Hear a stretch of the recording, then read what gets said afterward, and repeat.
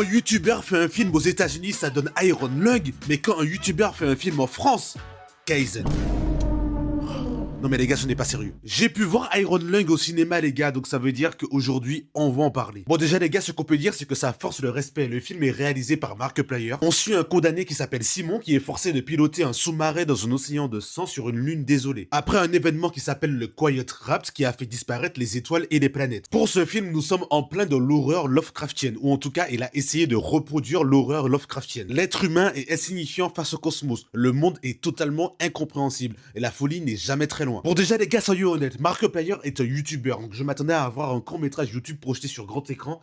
Pas du tout les gars, pas du tout, c'est un véritable film. La mise en scène est travaillée, l'espace du sous-marin est utilisé intelligemment, le montage est totalement propre. Alors certains enchaînements de plans se répètent un tout petit peu quand même, mais filmé dans un espace aussi minuscule, c'est un défi énorme. Et visuellement les gars, franchement la colorimétrie est magnifique, tout est plongé dans la pénombre. La lumière devient totalement dramaturgique. Elle guide ton regard, elle isole totalement le personnage, elle symbolise totalement l'enfermement, elle suggère le danger qui est hors champ. Et puis la conception sonore en fait, tout est solide. On sent le travail d'arrache-pied qu'il y a eu derrière le film techniquement parlant, on sent les efforts. Techniquement parlant, le film tient bien la route, tout le monde peut être fier. Mais là où je bloque, une histoire comme celle-ci ne mérite pas du tout 2 heures. Il y a au moins 10 à 15 minutes en trop. Le personnage se répète énormément, certains dialogues tournent en boucle. Je pense qu'il y en a qui auraient dû être coupés. Et surtout, je crois que le jeu original peut se finir en 1 heure en fait. Donc adapter un jeu d'1 heure en un film de 2 heures,